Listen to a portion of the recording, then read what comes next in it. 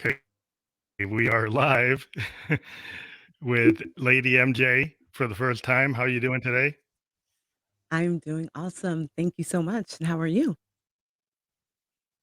I'm doing great. So, the Family Electric Ghost podcast, we've been on the air since 2016, as a video podcast since 2020. We've done over 800 episodes, so we're excited to have you on the show. We are on a platform called Newsly. So, anybody in the audience, if they use coupon code GHOST, you can get 1 month free premium subscription. They take video podcasts and translate them to audio. We are a featured podcast on the Newsly platform, which is on Android and iOS. So use coupon code GHOST to get 1 month free premium subscription so you can stop scrolling and start listening. Now, we're going to be talking for the next hour to Lady MJ, who's your brand is the MariJayne Maven, right? Yes, that's correct. The MariJane Maven Cannabis Lifestyle Education Wellness brand. And I also have a media company as well. So I do a lot of content creation, a lot of education surrounding cannabis, and all of the beautiful things and benefits that the beautiful flower power, um, presents and can provide to you. It's a very cool thing to do because there's so many companies like the pharmaceutical industry wants to get people on all kinds of heavy chemicals, and marijuana, cannabis. It's just more. It's a natural choice. It's like if you're more into a natural choice, a lot of people go organic. If you start thinking about what you're putting in your body, and maybe you Mhm. can talk more about that because I'm not a big expert, but I tend to eat a lot of organic food, and I have a hydroponic garden at home to Ooh. to try to avoid, running into a lot of things that go on today in the market. So Mhm. as you talk, how did you find yourself in this area? Like how did you to get interested in it and how long have you been doing it? Well, I will start with, let's see, 2006. I was diagnosed with multiple sclerosis. The way that I refer to it is it lives with me. I don't like to say that I have or, I'm sick with, because then I think that you really manifest um, and you live within an illness. So Mhm. 2006 is when I became diagnosed. Um, just finished college.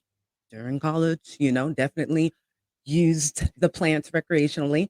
Um, and when I became diagnosed, I had, if anybody knows of Kaiser, it was a horrible experience. I had had them my entire life. And when I was diagnosed, the neurologist just threw a packet of paper at me and said, "Go home and read about it. Go Google about it, and then call me and let me know what you want to do." I I was dumbfounded. I was terrified. Um, I didn't have the information that was required in order for me to understand and move forward, with the next steps in my life. My husband and I had only been married 6 months at that time, and so it was just a shock to the system. So I Yeah. immediately trusted the neurologist and started taking some of the medication. And that lasted for about 6 months, and I hated every minute of it because I felt ill. I was so Mhm. attached to this shot that happened every day. Mhm. Um, 7 different locations on my body. I had horrible sight reactions. I had bruises. Um, it made me tired, and it just did not fit into what I saw for my quality of life. So after some time, I decided to perform my due diligence and to take control of my health, the understanding of, the medical industry and the relationship that I could and needed to have with my neurologist. And after a lot of research, I decided that using cannabis was going to be the best option for me. Um, I have, I think maybe twice since then, I've gone on a short dosage of what I call big pharma, what they prescribe. And it just, like I said, it just was not fit for me. And I'm healthy by the grace of God, the universe, Mother Nature. Um, and I really give a lot of credence and credit to using cannabis. And as Wow. I ventured along in my journey, it allowed me to, um, obtain the information that allows me now to be a brand educator and to help other people realize the benefit of the plant. So when you were going through all that, how did you find out the medical usage of it? Did you do the research on your own? Did you found somebody that kind of helped you with that? I did have a he was a he was a physician that I'll be very honest. He reminded me of Doc Holliday from Back to the Future, and I'm not even joking. He looked You look very like much like that. And I was actually going to get my medical cannabis license, and he sat with me for about an hour and a half. My husband and I for about an hour and a half, and talked to me about what exactly the illness will do and can do, and what it's exactly doing within your body, Mhm. how to eat. And so I love that you said, eat organically, because that's so super important to make sure that you're eating the right foods for your form of the illness, because everybody has different symptoms and it affects everybody differently. Yeah. Um, and in his kind of kooky way of delivery, he just really looked at me and he said, "This is gonna be the best thing that you can do for your health." And he looked at my husband and he said, "For your marriage and for your future children." And he said, "Because you're gonna be able to have control over what you're putting into your body." Um, Mhm. and I mean, I walked out of there feeling so enlightened, a little amused, because like I said, he really, really reminded me of Doc Holliday. Um, but empowered as well. And so with his help, and there was a lot of, publications available at that time. But because it wasn't widely accepted, you had to make sure that you knew the individuals in the industry that were advocates and staunch supporters of having cannabis, be legal. And I was lucky enough to make connections, get in contact with those individuals. I received a few books for free, and I just after probably a month of doing research, my husband and I both felt very confident in choosing that as my form of treatment. Yes. And Yeah. yeah, So it and seems like you're you're here and you're feeling better and you feel more empowered because the pharmaceutical industry kind of gets puts you into situations where you take one pill to solve the problems, yeah, the side effects of another mhm, one, and another one yeah, solves the side effects of that one, and then pretty soon you got a whole pill box of yeah. things that's like going You're here and taking a there. multitude of Yeah, pills per day, and yeah, it's not what you want. yeah, no, So I definitely think that's something that affects the quality of life. I mean, we should be able to live, an empowered and enlightened life, and whenever we see fit, in whatever form of success that is to you. And of course, having good health. I mean, that's the foundation of it.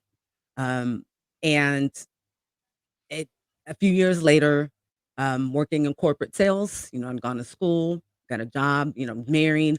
We had children at this time, and it was just me staying in a career that I was damn good at, but I hated it. I was just unfulfilled. mhm. Um, so I came to a time in my life where I said, maybe it's just me. I'm an Aries. Maybe I'm flaky. It's just meant for me to bounce around from different positions, every 5 years or so. Um, and I was able to utilize it in a way where it wasn't me developing, kind of a um, unreliable and very short, terms of careers or jobs. I was able to each time move up, so it seemed like I was Yeah, on a really good trajectory within my career. Um, and then in 2016, my sister-in-law was unfortunately diagnosed with a rare form of leukemia. That was in June, And at the end of November, so around Thanksgiving, she was in the, recovery center, and they, everything looks great. She had a bone marrow transplant, and by all medical, definitions and all the knowledge, she was going to be fine. And immediately it just turned, and her white blood cells started attacking her body, and she passed away a week later. Oh, wow. She was That's only terrible. 41, and that sparked just something in me. It just ignited this desire, this need. I don't want to say it was a void, but it was something that was just constantly on my mind. And what I realized it was that I was living in fear instead of living within my passion and purpose. And, you know, having that tragedy happen really just just put a spotlight on what I needed to do. And I read The Alchemist. I love telling this story because I read that and I felt like somebody was writing the book for me. Like the words were just going on the page as I was reading. And it was just it was so defining, um, and validating. And I went to work, a couple of days later and went in late, went and talked to everybody about the long weekend. I mean, had a few cups of coffee, took a couple breaks, and then finally decided, all right, I'm going to go to my office and start work. When I sat down, I immediately just started cleaning off my desk, taking all my, personal um, effects down and packing them up in a box and cleaning off my computer because I hadn't been doing, some job searches and resumes on there and thing like that. And typed up my resignation letter, called my husband, and he's like, "Babe, you can't be calling me for lunch right now. Like, you got to work late. You've been there a couple hours." And I said, "Well, um, so I just quit." And he said, "I'm proud of you. It's about time that you've done that." Um, and he said, "I'll be there." He's a teacher, so he was off. It was the summertime, and he came and got me, and he said, "Let's just enjoy the summer with the boys. You're resourceful. You're gonna figure this out." I'm hard-headed and I'm an Aries.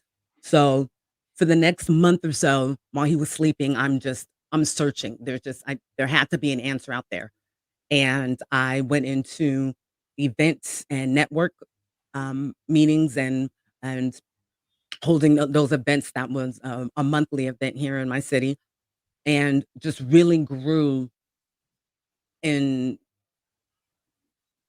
allowing myself to realize my strengths and to take the 10 prior years of working and saying, "Oh, well, I'm I have all those skills." It's a combination of all those things that I was doing that now it's a strength of mine, and it's something that just one night it popped in my head. And I write everything down. And so I got out my creative journal and I wrote down cannabis education, being a featured speaker, because I feel like I have a story to tell, where cannabis plays a huge role in that. And the next morning, my husband woke up, and I was just like, I'm gonna start. It's called the MariJayne Maven, and he's like, "Where'd you get that?" And I was like, "I don't know. I just like Just alliterations came of to you. things.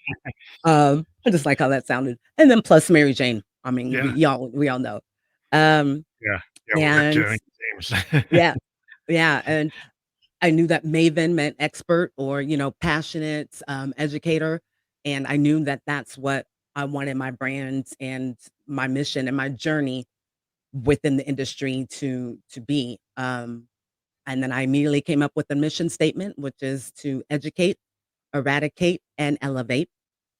Because we lived with a reefer madness, um, you know, Yeah. falsehoods and narrative for a while. Plus, we had the legal aspect of what was keeping us disenfranchised. Um, Mhm. And in order for us to change the narrative around cannabis and exactly what it can do for us as far as building some wealth that may generational wealth that we can pass down, helping more people to become entrepreneurs. Um, Also helping your mental wellness, and just everything in a whole. I wanted to be able to have a part in that. In order to do that, where it becomes normalized the way that it deserves, we first have to provide the right education. We have to re-educate those individuals, such as, my grandmother, maybe my mom. Um, we have to re-educate them on what the plant actually is And and what what it is can do for you. what is Mm, No, they had a whole history in, North America and Central America, with indigenous tribes using it.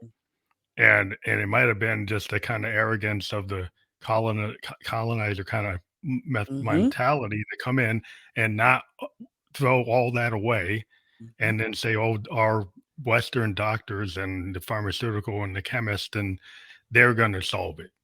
'Cause it mhm. can't be that simple. It can't be that this plant that already exists, and you just gotta, watch what the indigenous people were doing from the Incas and the Mm, Aztecs and the yeah. Cherokee, and all they were all using it, I and mean, for all prior, yeah, um, within Egypt and Kemet, and, yeah. it All was a indigenous huge part. folks everywhere, Yeah, yeah, and It's just it's yeah. I'm sorry, go ahead. But it just seems like there's always this thing where, anything that indigenous culture found, like the medicine Mhm, men or the high priest or the people who were connected to Gaia and who knew yes. what plants to take and knew what they did. That type of knowledge was always kind of not really considered to be legitimate. And now Well, today, people are starting to realize that how mhm. legitimate it is. Well, it was also a form of, disempowerment and taking away, um, a skill that would then leave individuals dependent upon the colonizers. Um, and then also, "Oh, well, we can make money off of this. We Yeah, can't allow that." So, I say all the time, yeah, it can't my hurt. great-great-grandmother, Medea, she would kill me if she knew that I didn't know how to kill a chicken and, you know, defeather it and throw it in a pot and with some, Mm, and just have a whole meal for my children, or that I'm just now getting into, my garden and things like that. We've lost the connection with a lot of the natural and holistic treatments and lifestyle that our ancestors, provided for us. And I think cannabis is a way for us to have that awakening and really start taking care of our health and utilizing what this planet provides. I mean, you know, you can charge $80 for a long stem, dozen of roses. Well, cannabis is just like a flower, just like roses. But yeah. what's been more widely accepted? That doesn't do anything for you. Roses does nothing for you. They're just So looking at it aesthetically, maybe, like, their aesthetic is like, "Oh, yeah, I like it."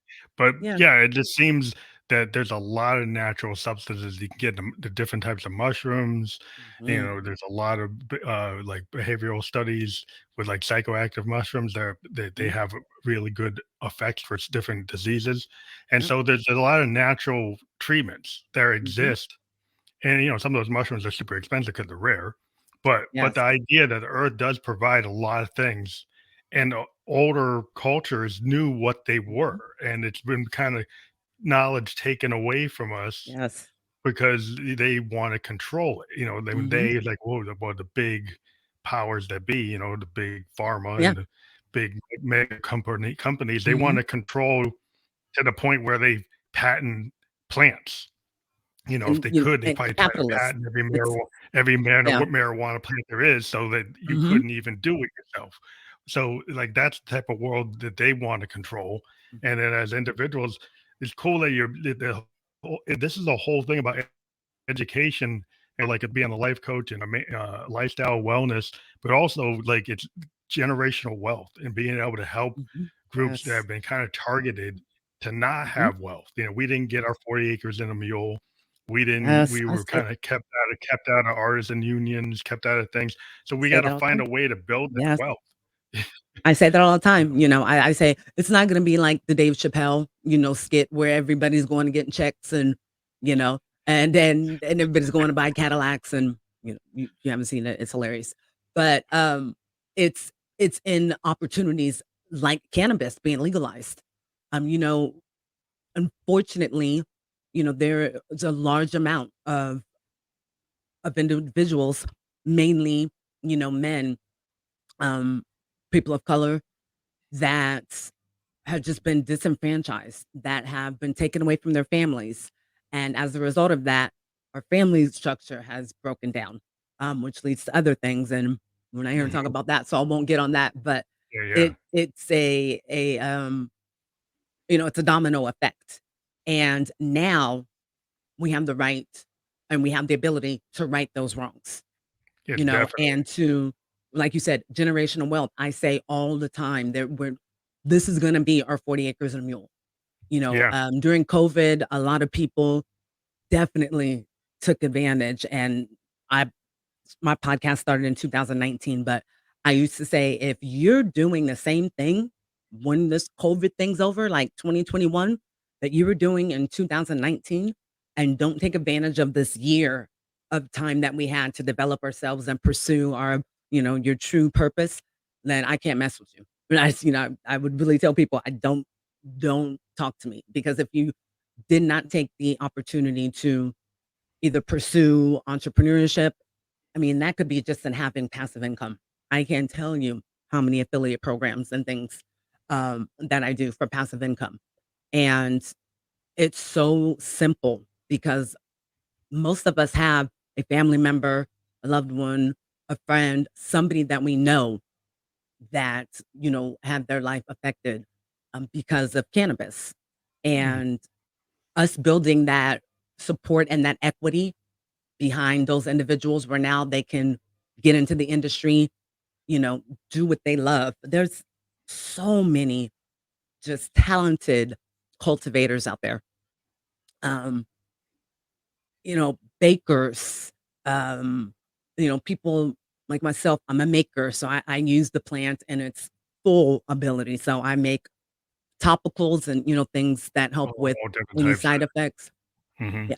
like Um, lotions and like mhm, drops yep, and yeah, all the different products because there's so many things you can do.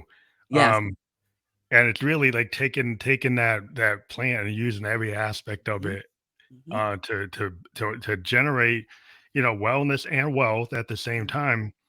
And I think it's really interesting when you said about like what people were doing prior to COVID. Like I was a road warrior. I'm an IT professional and then I'm an mhm. artist.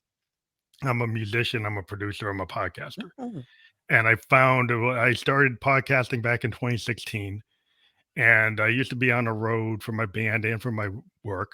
And then the whole model started to shift where I was like being able to interview people all over the world without having to travel. And then I mhm, said, "Wow, that's really interesting." I focused on music, and then I opened it up to all types of people. So I got very expansive, and it's been a really interesting journey because I've been able to monetize the podcast. I've been able to get mhm, into different areas, to mhm, license my music, and even though I'm not big on the top 10 or anything, I've been able to use this social media, use mhm. podcasting to be able to get into sync licensing, do music for video games, all kinds of cool stuff.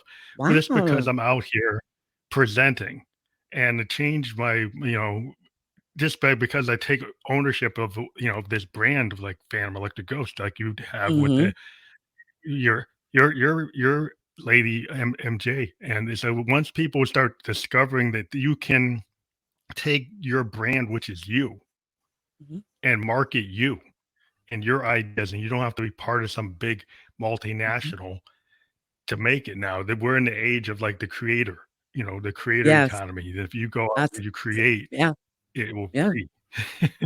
I was gonna say, and I have chills because I can tell that your energy, just you talking about your experience, everything that, what you perform or what you provide, you are a creative person.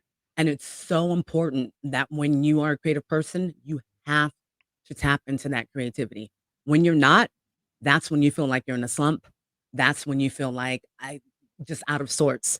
And so it's super important to identify that you are a creative person and how, what your outlets are for that. So I love that you mentioned music. I was a singer. Um, I was gonna be next Janet Jackson. Couldn't tell me nothing. Um, and at 25, I was like, okay, girl, you give up Sorry. on it. Like there's something else that you can do, Yeah, yeah. within the realm of you still being creative. And I mean, I say all the time, music is my boyfriend. Um, Mhm. and I love to talk about how cannabis and music, it's been scientifically proven it works together. They work together so well. Yeah. Um, When you listen to the that Wailers, you yeah. listen to the Wailers and you get that the whole vibe of, like, that is so integral in the part what they Mhm, were doing, the whole mhm, Natty Dread, and, like, if you listen to it and you understand where their mindset mhm, is coming from, and then if you listen to, like, a lot of the artists from the '60s, from Hendrix to Morrison to, yeah, like, the Beatles, there was something about the mind expansion that was mhm, happening with mhm, these artists that if you listen to artists that maybe aren't as influenced by that, they're more in the box, more in the machine, or yeah, they're doing everything from the DAW mhm. instead of doing it from like a feeling. Yes, There yeah. seems to be a big difference between the level of the music. I mean, if you look at some of the biggest albums and contribution to music in our history, they all were definitely utilizing cannabis, maybe some mushrooms and something else, but, Yeah, yeah, um, Hendrix, yeah, yeah, um, the Beatles especially, I mean, Yeah, yeah, I they mean, the what was their song? difference yeah, the difference between Help and Sergeant Pepper's. Yes, If you right? see Yeah, the it's like yeah, this it's like a totally different world. It's like the way they totally. started opening their minds, Mhm, you get into like a band like Pink Floyd. It's like, how would you yeah, ever get that yes, if you I weren't being influenced to a certain extent? So it's like mhm, all that work done in the late '60s and the '70s opened up it's creativity yeah, to such a high level, and then it yeah, got a lot it's corporatized when people started, like, trying to yes, tame it. yes, And, mhm, I've yeah, been very disappointed in that, and my whole effort in what I do is try to go back to those original kinda late '60s, mid '70s vibe, and that's what I'm into, but I digress. But I was think it's all funny that about you mentioned trying to that. find that sweet spot. Yeah. Well, I love that you mentioned that because I just, was watching something, George Clinton, he was on Oh, Drink yeah, he's a Champs, favorite. and he talked about how he accidentally made was it Atomic Dog? Atomic Dog's like what there's big hits. I think it was Yeah. Atomic Dog that he said he accidentally made because he went in, he was high, and he said that he had just smoked, and he went in and he thought that the engineer and the people that were in the studio, they were playing a joke on him or that they had already started recording. So Mhm. when he came in, they were playing the track backwards, Oh, and wow. he immediately just Started started singing. vibing to it So if you listen to it, it's the whole song, the whole track is played backwards. backwards. Yeah, yeah. Yeah, Well, it's that's interesting 'cause amazing. Funkadelic, they kinda started, like, if you get, like, I think it's like, it's a great album. I think something like "Your Ass Will Follow," but, "Free Your Mind, Your Ass Will Follow," like, their first thing, Mhm, right? mhm, And so that session was, like, they were just totally into, like, Mary Jane and other things, and mhm. it just started this thing where they mixed psychedelic, like, Yeah, art with yeah. jazz, R&B, funk, and rock. And Mhm. to this day, funkadelic is the basis of almost all Parliament Funkadelic is the basis of almost all hip hop. Oh, It was the oh, start yeah, of it all, and it's and even really some rock. I yeah, know, yeah, Foo Eddie Hay Fighters, they're yeah, heavily influenced influence. by yeah, and, That Red Hot and Chili that Peppers, but creativity is oh, yeah, the Chili Peppers were totally funkadelic, like, mhm, fan fanboys. I mean, they're yeah, totally into it, and their whole vibe is, like, it's a variation on funkadelic. It's a variation on mhm, Parliament P-Funk. And yeah, P-Funk is so powerful in terms of, like, Prince, he used to like, he I idolized, all the guys, like Eddie Hazel, yes, Bernie Worrell, Bootsy. He had George Clinton on Paisley Park Records, trying to Mhm. help him out because he Yeah. was not being aided by the industry at that time. So he did some albums with him. It was just wholly idolizing him. Prince is like a king himself, but he knew where the funk came from Mhm. James Brown and Curtis Mayfield and people like that. And the idea that funkadelic is all throughout Prince's work is that Mhm. he's taken it from his Minneapolis sound and vibing with it in a rock way and a Yeah. funk way, but it's totally you can see the line from them And to him. It implemented that totally all. is very clear. Even with the time, Yeah, he brought them in. Morris Day was the drummer. He was not a singer, yeah, and Prince saw it in he's them, an awesome and drummer.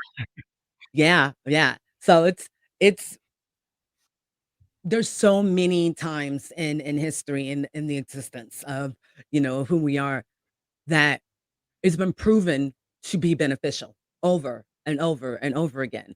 And, I love the influence on art because that is it's most Yeah, beautiful things that we can leave, that we can leave our footprint on.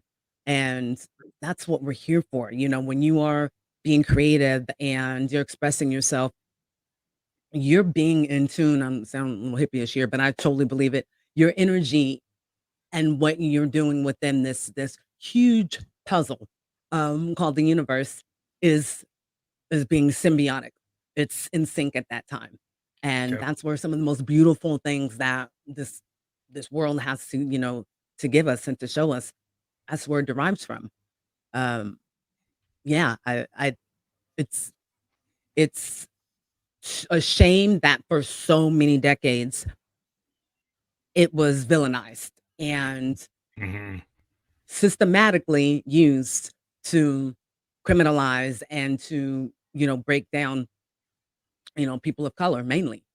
Oh, And yeah, it's another technique like after slavery, Mhm, the free slaves, they just started, putting them back into the prison industrial complex mhm, for loitering, for just walking on the street, not having enough yep, money, and they mhm, just wanted to they criminalized the free slaves, and so mhm, they have a tendency of the overall society to try to criminalize like the free slaves or the mhm, free people, and mhm, they've found another method with cannabis was as though okay we can criminalize and put these people back into the mhm, industrial complex prison complex, mm, and I've been very adamant that I don't think that's a total waste of human power just to take people who are so creative yeah, and then take them out of the society mhm, to go make them just do manual labor because and you're and so yeah, for their instead of pure benefit. utilizing it to you know,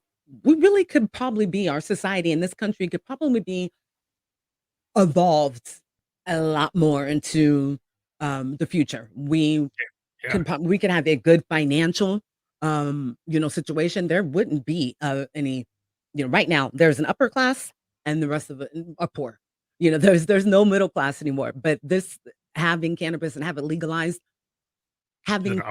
farms, having people work in it, you see it now, if you're paying attention at all, between 2016 and today, it has blown up, and the opportunities for careers, to allow people to not be dependent on the government the way that they really want. Um, it's something that we need to stay focused on. The equity aspect of it, changing the laws around it, that is something that is so important because once that happens, you know, eh, people wouldn't have to worry about it. Yeah, I've met so many people that are like, "I just got out, and I really would like to get into the industry." Maybe my wife was telling me that I can get in legally, but they're terrified, which they should be because you can't because the trust. way the system yeah, well, the system Exactly. is, there's certain places in America where there's a lot of backsliding.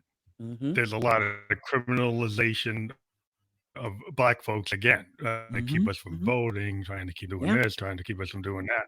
So the next Mhm. thing you can see them doing in certain zones, like MAGA zones, might be Mhm. to Mhm. criminalize it again to Yeah. get people back in. As soon as they start seeing you make money, It's kind of like when the free people Mhm.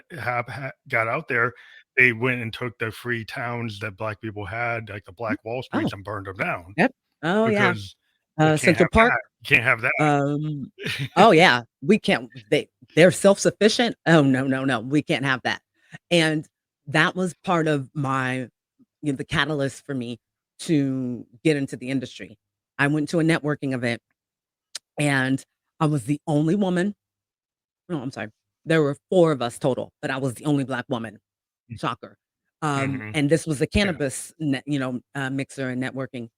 And I'm watching these guys get out of Maseratis, and they have, Birkenstocks on, cargo shorts, and I am nosy, okay? I can have a conversation, but I'm totally hearing what's going on over here. So I'm hearing them go, "Oh, I got my money for my wedding from my grandma." And another one's going, "Oh, well, I'm gonna, max out this card." Another one's going, "Oh, I'm gonna do this, I'm gonna do this." And they're like, "Yeah, we're gonna get into cannabis." And it infuriated me because I saw immediately that to them, it wasn't the gold rush, it was the green rush.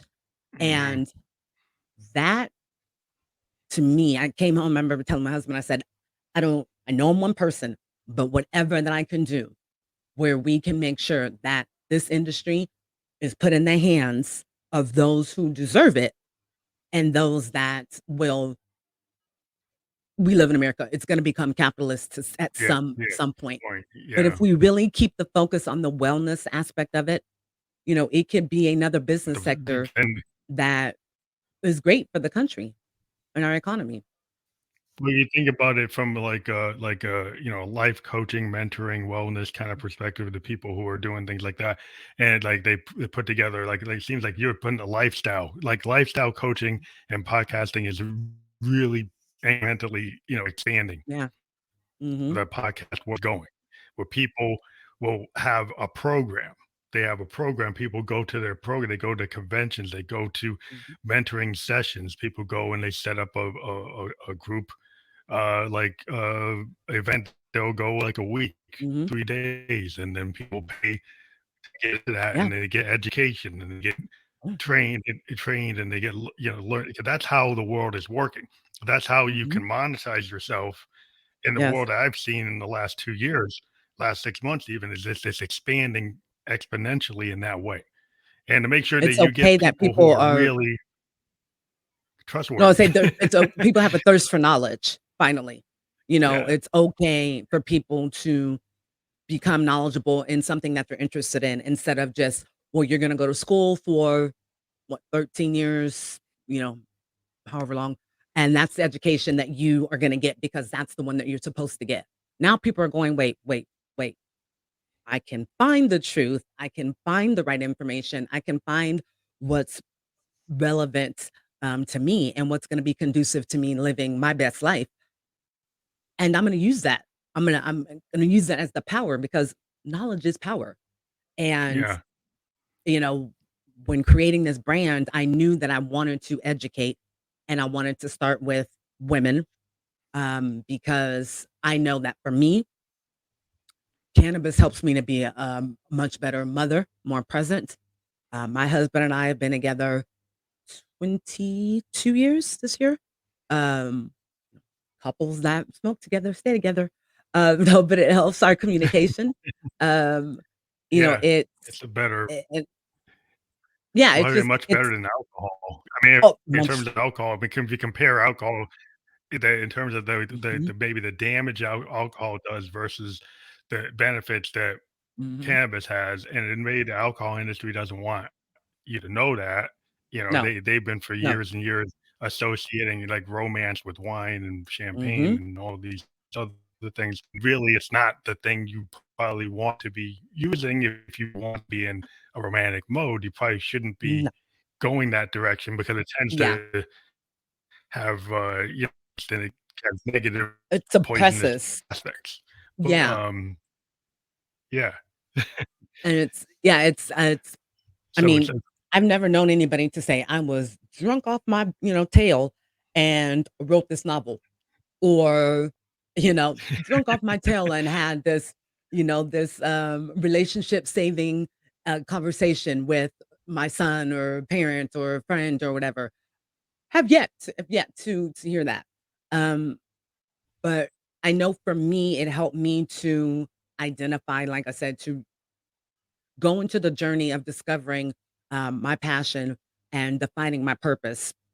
And cannabis, it really helped me to do that. And now, it's my career and I love what I do. I mean, like I was saying earlier, my mission statement, you know, educate, which can lead to eradication, which then leads to people having the choice to elevate their lifestyles, their health, just their existence in any way that they see, need be. Um, and I'd always wanted to have a platform. I used to say I wanted to be on a radio show, and we all know radio's going anywhere. So, Yeah. with the Podcasting supports, is the new radio. yeah, Podcasting yeah, is with the the support of radio. my husband, yeah, I started Menage with the MariJayne Maven, which is my cannabis lifestyle podcast, and in 2019, so I'm going into the fourth year, and that has led me into hosting 3 other podcasts, and now I'm a expert, speaker. I spoke at 6 trade shows and events last year. Um, I always That's collaborate awesome. with other podcasts and podcast hosts to just create that content. Like you said, this we are in an age of creativity and creating that content and putting our own narrative and story out there, for others to be inspired by, to relate to. So I Yeah, it's just kinda like the record industry has been kinda upended by the fact that Mhm, people can go on TikTok mhm, and YouTube and SoundCloud and yeah, suddenly come outside of the gate, right? mhm. The gatekeepers are having problems because Oh now yeah. you people can create businesses they have no control over, Mhm, right? mhm. And so that is not they're not very happy in a No. lot of different industries. Then in the podcast world is really interesting because you get people who are able to create their own brands Mhm. and are not selling those brands to the multinationals. So they're Yes. not allowing themselves to get bought up. And this is Yeah. probably going to be really critical to the whole this economy is if Mhm, people start selling their ideas to these big mhm, companies, which are they're going to mhm. start trying to get. That's And where they'll it's try to control and collapse, yeah, and people try slowly to not happening. It's fall slowly into happening. fall into. I will say that when you have those in our society that are well off, such as, Diddy, he just purchased, um, was it called you remember the name of the company? I can't remember the name of the company, but he just, Ibaba. spent, like, well over $100 million to purchase the interest in this integrated it's a fully integrated cannabis company, but what he's Oh, doing okay. now is he is using that opportunity to help dispensary owners Oh, and okay. people of color, so to help equity. So when you're having those individuals that can Yeah, they and can. then That's the do, right way. Yeah, that's that's what's a gonna good help. thing. Yeah, That's yeah, good. so Better than some big, big multinational take it and then mhm, kinda copyright and then mhm, try to collapse things and say, "Well, you can't grow this, and I'm gonna own this, and I'm gonna own that." So, that's when you start getting the destructive aspects of it. mhm, Um, and it's like it pervades everything. People with like AI. AI yeah, goes and steals models, images, and then takes runway models off the floor yes. because they like, Oh, oh, yeah.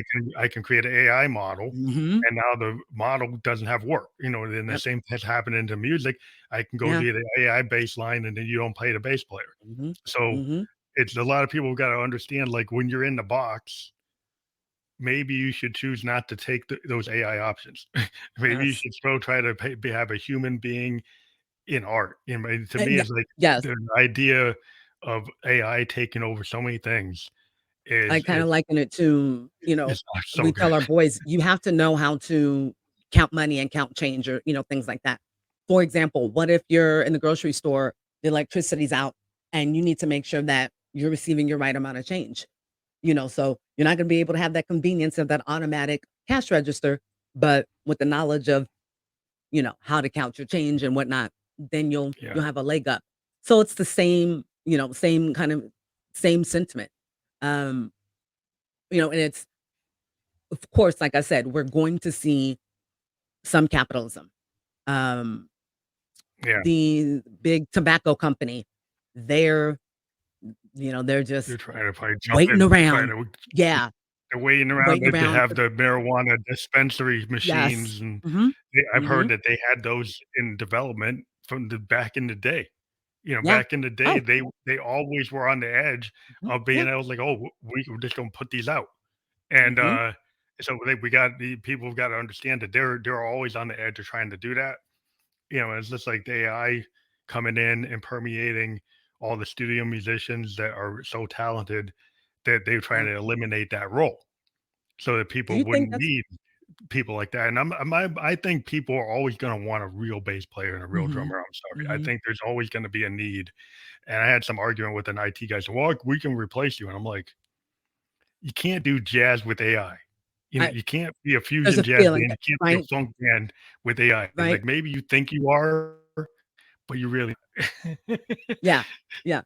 I was just had a thought while you were speaking. I wonder if that's why so many artists are selling their, their collection, and selling the rights to their music because it's like, well, I have to pivot before I'm not It needed happens. anymore. Yeah, some of them Um, are. I mean, the big guys like Springsteen and Dylan have mhm, sold their whole catalog. I mhm. think they got undercut. People, they got 300,000,000. This stuff's probably worth a billion, Yeah. and Dr. Dre too. Yeah. when you sell for 250,000,000. 300,000,000, your kids are Yeah. gonna be kicking you. Your grandkids are gonna get kicking you because when you find out what it really is worth, it sounds like a lot Mhm. of money, but 300,000,000 is not worth a lot of money compared to, like, the billions that you can really make. Yes. Yeah, And and so I think the only positive is that they can maybe count on their songs being used in streaming or on TikTok and things like that, so you will still have your, your creation being out there, and your I royalties know, coming in. like, Metro Boomin was the latest, artist to do it, and I know for him, he said, "It's not like I can't make more. I'll make more." He's like, "But Yeah. now I just got a cool $80 Yeah, million you sell your dollars." catalog at a point in time. Yeah, you can Yeah. sell it at a point in time as long as you make a mistake of selling your future rights. So you Right, gotta be yeah. careful with these lawyers because, like, Mhm. if you actually sign that contract and they say, "Well, it's all your future music too," you don't wanna do that. Got You're like Montel So, Jordan. uh, But, it's I love yeah, that you say that because as we were talking about, there's so much information where you can do a lot on your own, and you can inform yourself, so at least when you go sit down with that attorney, you're not playing boo boo the fool. You're able yeah, to have a conversation, and that's in everything, and especially, back to the cannabis industry, but, you know, are people that are trying to get into it. When I speak to them, I say, first, let's look into your county's equity program, um, and try to utilize that because mm, another obstacle is the amount of money that it takes to yeah, yeah. start a legit See if you can cannabis get company loans. Yeah, I storefront. mean, Exactly. is Mhm. that another problem you've run into people trying to get it? Because it's really kinda known that banks, redline Yeah. black loaners. They Yeah. they either give you crazy rates or don't give you the opportunity or don't give you enough funds, give you really bad terms that just do it. Even if you've Mhm. got the same credit history as the next Mhm. guy, the Right. all so-called all-American guy comes in from the Yeah. suburbs. Yeah. And on From the guy paper, that's you gonna both start went to the a same flower school. shop, and then you wanna start a Yeah. flower shop too. But yeah, no, it's Yeah, yeah, you don't get the the same terms. It's like you got the not at same all. record, but Not at you're all. not getting the same term. Mhm. What I say usually, my advice, to individuals in that situation, I say, first and foremost, it'd be great if you could come up with the funds yourself in a dream Mhm. world. I mean, I know most people look at me crazy, like, who do you think I am?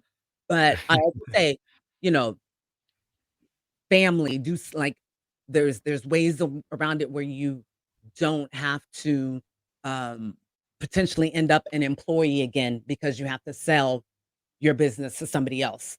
Um, or Mhm. look into equity programs. Most equity programs within the states, they they have stipulations that you have to meet in order to qualify. 9 times out of 10, they are, if you've had any, criminal history that was related, a past, conviction that was related to cannabis. If you live in a lower income neighborhood, if you are going to start, and I'm saying this off the top of my head because I know my local area, this is what we have.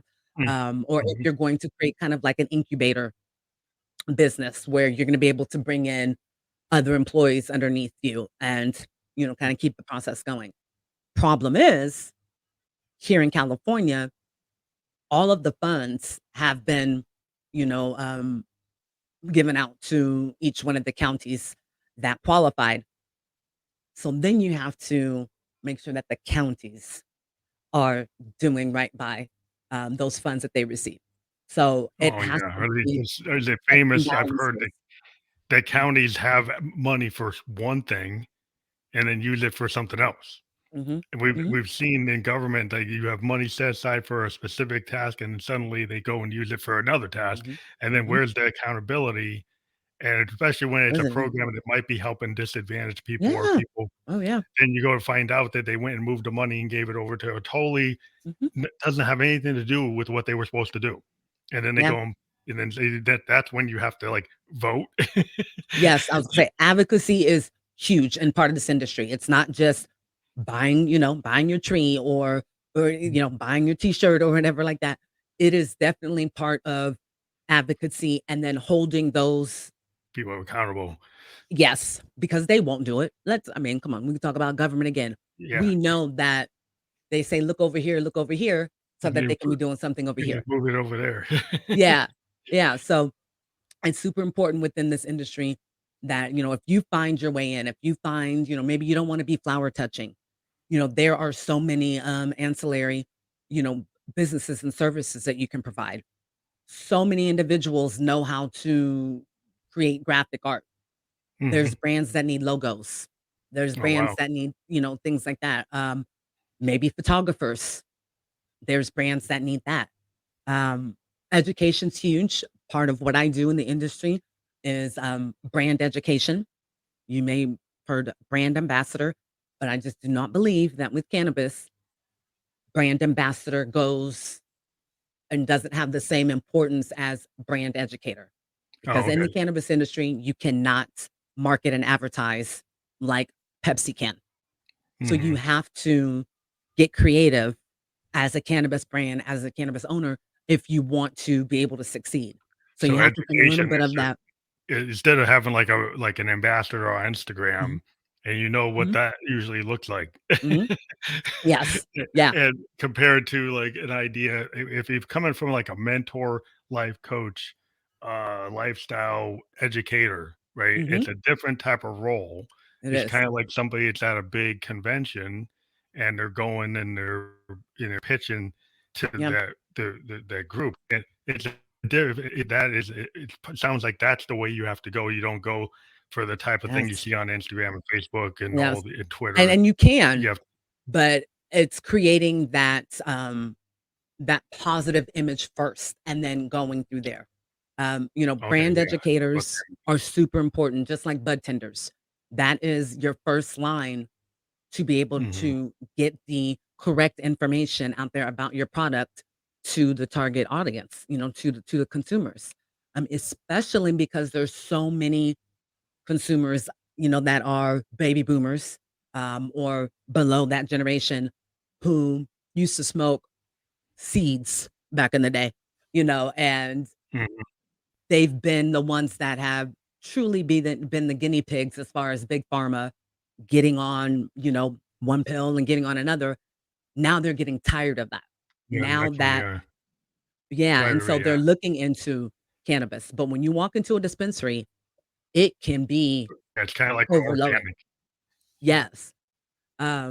There's just an Wow. abundance of products, and So so is you this like an need individuals. online I actually go into dispensaries, do so you, I um, do my education events right there, right actual in front of the physical customers. Yeah, storefronts? yeah. Um, I was You find that doing one that the other works day. better? Because I know a lot Oh, of things are yeah. so well, I guess Yeah, 'cause I was like face to face is probably always better in sales. Mhm. Like my father was an insurance sales guy for 30 years. And he was one of those guys that actually walked in the house like a vacuum salesman or book salesman. Mhm. Mhm. And he always said that like he didn't do the cold calls. He used to just look at Yeah. Yeah. real estate listings Mhm. and go find people to show up. And he Yeah. just knew how to find the people, and he was a big good communicator. And so it must be Mhm. that same kind of sales kind of be have that mindset, which I guess if you Yeah. don't have, It's, you have to learn. Did you already have that? Or did you have to I learn did. it? That's, my career prior was in corporate sales. So it was corporate sales, customer service, product, management. Um, and like I said, when I started looking into my brand and what I want to do, I was like, oh, I know how to do that. Well, you had it. Oh, Yeah, I you already understand that. had the sales. Yeah, so you Yeah. had it. Yeah. So they it So wasn't gonna be a big it's lift. no, and you have to be a people person. And you have to have a true passion and understanding of cannabis. You can't be somebody that's Mhm, like, I just smoke like because of the novelty of it. It's you're mhm. helping people and their health and their life. And it's funny that you say sales because I was doing a demo the other day, and this young man came in, and he wasn't there for the product that I was educating on. And my um the way that I approach it is if what I'm educating on doesn't work for you, let's go find what does. So I take Mhm. a lot of pride in having a wide product knowledge Oh, so platform. You can pivot Yeah, from one to the next, yeah. yeah. So I'll be in there with one brand, brand A, but I'm over here educating, them and just perfectly getting them prepared, to purchase this product and to, implement that into their health and wellness. But I was talking to this guy. I talk clearly, which is why I do 4 podcasts. But we're just talking. I told him about a product. He's like, "Oh, I'll think about it." I say, "Do let's go find what you need." So I ended up helping him find flour. And then I walked back to my area, and then I noticed that he was actually purchasing 2 of the items that I was educating on. And Oh, I said, "Oh, wow. you decided to get that?" And he's just like, "You did a damn good job. You're a good salesperson." And I said, "Well, stop right there. You convinced them. Don't take offense to that." I said, "But I'm an educator." I said, "Sales is something that you do because you believe in the product because you kind of been trained to, or the service. Mm, I believe in cannabis because I have a personal relationship with it. Like I said, I mhm. know Yeah, how it it can helped you improve your with life." your health, yeah. Yes. You had your And own because of my experience, brand, kinda like yeah. And yeah. because of my brand, when I do contract with companies to do education, I have to try out the product. I'm not gonna be out there putting my brand on the line because 9 times out of 10, people think that whichever brand I'm educating on is mine. And I Mhm. never wanna put my stamp of approval on something that's, Something you subpar, don't especially really because it's oh, yeah. medicine for so many people. Um, It's very but important. I I told think it's him, important. yeah. No, I told him, I said, I appreciate you saying that you think I'm good at what I do. I said, I like to say that I'm purposeful, I'm passionate. I said, and I love to educate others. I said, because the knowledge that I give you, you may be able to give to your grandmother or your aunt or somebody else that really needs it. So he goes to walk away and he turns around and he tries to hand me $10. He goes, "I just want to tip you." I was like, "No, no, no, no." I said, the fact that you identify what I'm doing and that I'm good at it and, that I'm That's able to help enough. you in whatever aspect, that's all that I need, so it was, That's cool. yeah, it's super rewarding. So I tell anybody if you want to get into the industry, there's ways to do it. If you bake bread, start baking some infused bread. Um, you Mhm. know, I make, So um edibles is a big, big thing. It's not yes. just like brownies, but you can bring it into, Mhm. like, all kinds of things. I mean, I guess you could Yeah. bring it into smoothies, you could bring it in Yes. Yeah, and all definitely, of kinds course, check of on, different things or even drinks or yeah, smoothies and check on stuff, the yeah. regulations and the laws for your state. I will say that if you're wanting to get into the industry and you don't really have Yeah. to worry about right now the regulations, look in the beauty, the health and wellness side. Um, Oh, it's making easier? topicals, Less making regulations teas. on Yeah. topicals? Yeah. Mhm. And I mean, because it's just like somebody making soaps at home, you know. Oh, that's So yeah, interesting. there, Yeah, because that seems yeah. like is there, like, a lot of roles for, like, redistributors or people like, you know, how the Amazon kinda model where people hmm go and become, like, a distributor and they go and they become a Yeah. s another distribution source. Is that part of hmm your model? They're not part of mine. I mean, I could run it if I had to, but it's definitely part of the manufacturing and the distribution side, which is huge. Now, I will say this: if you have an interest in that, you definitely want to find an organization that is going to be integrated in many aspects. So maybe they Mhm. do the manufacturing and distribution for a brand that is not able to do it. So then they do it for that brand. And then they pick up another one. That's opportunity for you to grow because as these Mhm. companies become multi-tiered, that's more opportunity for careers. Getting in and clipping the plants, the cultivation aspect of it, rolling up pre-rolls. I did that for a summer Mhm. because I wanted to really know, that side of cannabis. Plus I got to smoke all the pre-rolls I wanted. But just getting in, But it gives taking you your another skills. source of work. Yeah, it's another source of Yeah. work for people who are Mhm, trying to be independent and mhm. don't wanna do the Uber, DoorDash, and Yes. tired of working at Yes. Walmart, tired of working at Yes. Burger King. You know, like, Making let's other people try to successful, working for yeah, somebody else. Yeah. yeah, do I'm something for yourself. yeah, I mean, there's so many cannabis barbecue companies now, just somebody that loved to barbecue. And now they're infusing their barbecue sauce or maybe their mac and cheese. Um, There's a lot of there's opportunity. That's a it's lot of so opportunity. many, so Yeah, many. that's a lot of places that you can do. Now we actually hit our hour mark, and it Oh my gosh, always it went goes by so by so fast. it goes by really fast. But I wanted to let people know that I've created a short, link that if you see below is https // MJ Maven, and that will go right to the website that you provided. And that will also be in the description of the podcast when you click on it. And this will be published on platforms like Podcast, Spotify Video Podcast, Apple Podcast, iHeartRadio, and many, many more. So thank you again for being on the show. I'm sorry Thank we hit that you. mark. I wasn't watching it as No, it's closely a as I could, but when you're in having enjoying conversation and when you're having fun, just time flies by. I really thought we were like 30 minutes. So no, I want to thank you. no, I would love to extend for you to be on my podcast as well. So we'll definitely talk offline on that. okay, that'd be But great. Yeah, yeah, we could work that yeah, out. Yeah, perfect.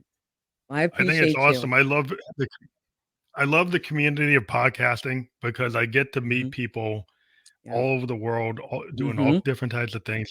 And what I've done is I've gotten out of a narrow focus.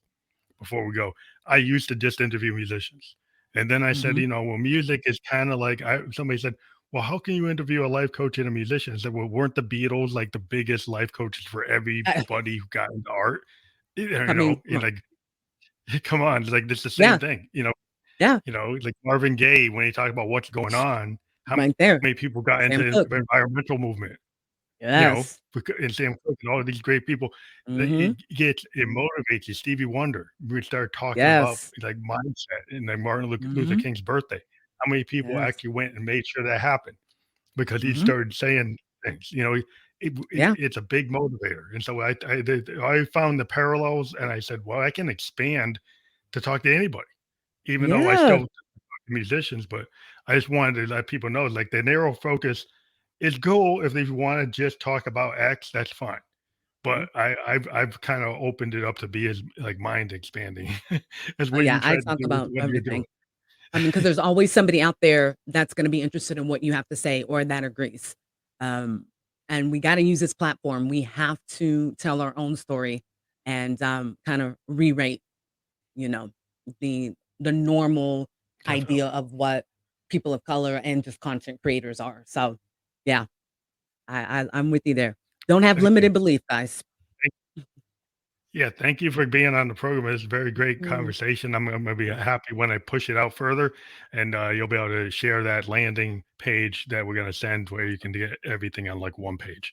But thank you great. again for being on the Thank show. you. I appreciate it. A good rest of the day or afternoon or evening. I'm not sure where you are. I'm in New Yes. Hampshire, but I'll talk Oh, to okay. Oh, yeah, you. I'm All California, right. so your day is almost over. Uh, Yeah. but thank you so much.